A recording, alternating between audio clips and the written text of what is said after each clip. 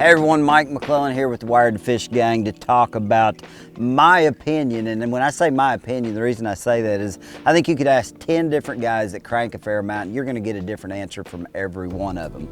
But you know, when it comes to shallow to mid-range cranking, I think the biggest thing that you have to do as an angler is you have to throw baits that you're confident in, but you also have to throw baits that match the condition that you're trying to fish. I mean, I grew up fishing, Ozark lakes, highland type reservoirs, relatively clear water, a lot of rock, a lot of gravel, some timber, some brush, things of that nature. But when you travel across the country, I mean, you're gonna run into situations where every lake you go to is different. I mean, you look at the background here and you see a lot of clay. That isn't something that we typically see in the Ozarks. But different regions throughout the country are going to have different scenarios and setups. It's also going to change the forage that the fish actually feed on. You know, a lot of these lakes, yeah, they've got crawfish in them, but a lot of these lakes over here in the southeast and the south have more blueback herring in them, especially over here in the southeast. Blueback herring make fish do completely different things. And when you start talking about blueback herring lakes, some typical crankbaits that I might use back home aren't going to work as effectively throughout the season on a blueback herring lake as they will in an Ozark Highland type reservoir, or, Midwestern reservoir. So when it comes to fishing a crankbait in those scenarios, you've really got to narrow it down to what style of lake am I on, what is the primary forage, and what are these fish going to be feeding on.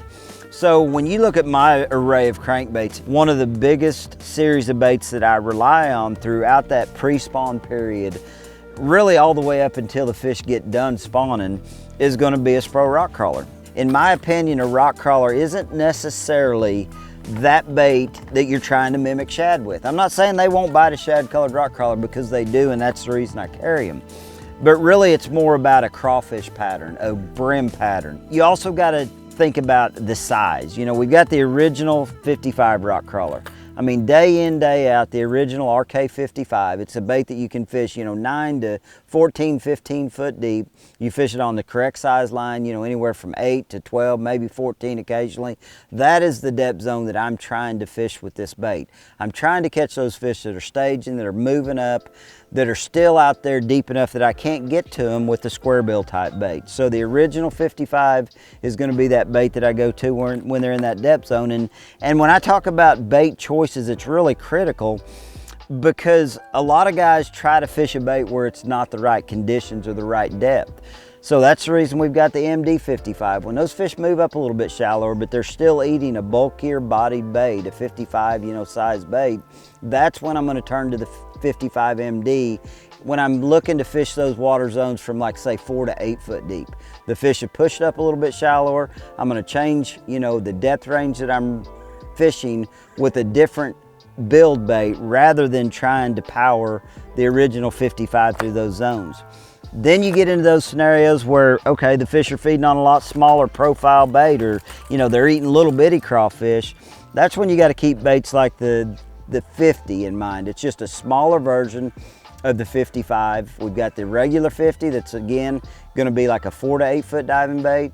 Then you've got the DD 50 that is going to be a bait that I'm going to throw probably in that 8 to 12 foot zone when I feel like I'm catching fish that are just feeding on a lot smaller forage.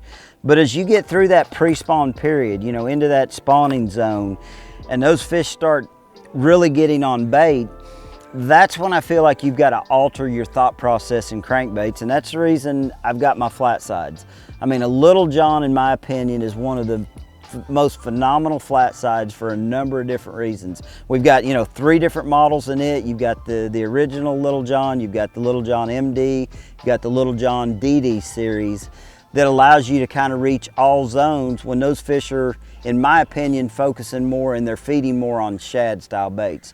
The other thing about the flat sides is it's a completely different action. I mean, when I talk rock crawlers, I'm talking about a bait that's got a wide wobbling, erratic hunting action. The flat side style baits are a really tight bait that are gonna track pretty true. They're gonna deflect good, but they're not gonna deflect real wide. When those shad are spawning up super shallow, the original Little John is gonna be my go-to. As they get out a little bit deeper, as the day progresses, the Little John MD is, you know, what I'm gonna turn to, just for the depth purposes. Then you get into those scenarios where, you know, maybe they're feeding on brim a little bit more heavy, or maybe they just want a bait that's a little bit more erratic. You got watercolor that's more stained.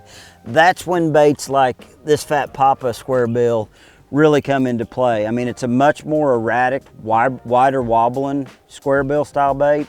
It's a bait that, to me, when fish are not necessarily really honed in on shad, but they're just in shallow water, in dingier water situations, that's when a bait like this square bill Fat Papa come into play. And again, it's all about bait size. I mean, if I'm fishing a lake that's got a lot of big gizzard shad, a lot of big forage, I'm gonna throw the big one. But if I'm fishing lakes that, you know, have threadfin, a lot of small shad that are in that, you know, spawning cycle, or just up there, you know, in the shallow water regions, that's when I'm gonna throw the smaller version. So, you know, that's kind of my day in, day out. Hopefully you've learned a little bit today. Hopefully I've answered some questions, and stay tuned because we're going to have more coming up in the future.